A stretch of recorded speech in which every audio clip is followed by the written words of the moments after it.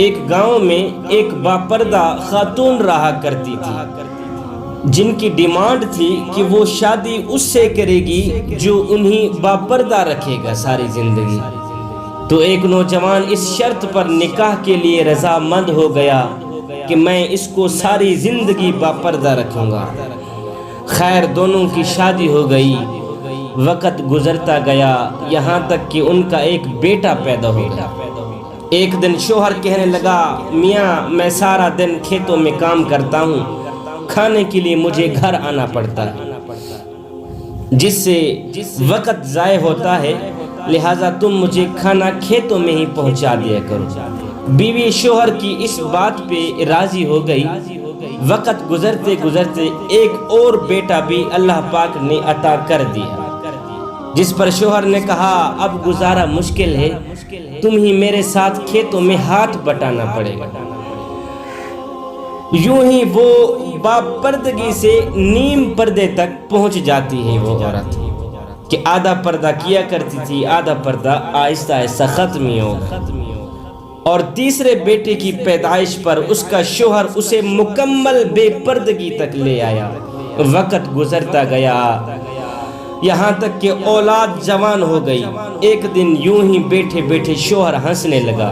بیوی نے سبب پوچھا تو کہا کہ تو بڑا پردہ کیا کرتی تھی، آخر کار تیرا پردہ ختم ہو گیا ہے نا؟ کہاں گیا تیرا پردہ؟ کیا فرق پڑا پردے اور بے پردگی میں؟ زندگی تو اب بھی اسی طرح گزر رہی ہے۔ بیوی بولتی ہے کہ شوہر میاں او میرے سرتاج، تم ساتھ والے کمرے میں چھپ جاؤ، پھر میں تمہیں بتاتی ہوں کہ پردے اور بے پردگی میں فرق کیا ہوتا ہے۔ شوہر کمرے میں چھپ گیا۔ عورت اپنے بال بکھیر کر رونا شروع کر دیتی۔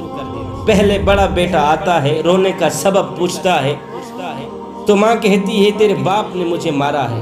بڑے بیٹے نے ماں کو سمجھایا کہ اگر ابو نے آپ کو مارا ہے تو محبت بھی تو آپ سے کرتا ہے نا، تیرا خیال بھی تو کرتا ہے نا، تیرے ساتھ محبت پیار کرتا نہیں۔ خیر بڑا بیٹا سمجھا بجھا کے چلا جاتا ہے۔ عورت پھر سے رونے کی ایکٹنگ کرتی ہے تو بڑے سے چھوٹا بیٹا آیا، رونے کی وجہ پوچھی تو ماں نے کہا کہ تیرے باپ نے مجھے مارا ہے۔ بیٹا غصے سے باپ کو برا بھلا تو کہتا ہے لیکن پھر بھی ماں کو سمجھا کر چلا جاتا ہے۔ اب عورت یہی ڈرامہ چھوٹے بیٹے کے سامنے کرتی ہے۔ چھوٹا بیٹا تو آگ بگولا ہو جاتا ہے، زور زور سے گالیاں بکتے ہوئے ڈنڈا اٹھا لیتا ہے، کہتا ہے ابھی باپ کی خبر لیتا ہوں، کون ہے میری ماں کو مارنے والا۔ پھر عورت اپنے شوہر کو بلاتی ہے اور کہتی ہے کہ میاں پہلا بیٹا میرے پردے کے زمانے میں پیدا ہوا تھا، اس نے تیرا پردہ بھی رکھا۔ دوسرا نیم پردے میں پیدا ہوا تھا، اس نے بھی تیری آدھی لاج رکھ لی، جبکہ تیسرا بیٹا مکمل بے پردگی کے زمانے میں پیدا ہوا تھا، وہ تو مکمل طور پر تیری عزت کا پردہ اتارنے چلا گیا۔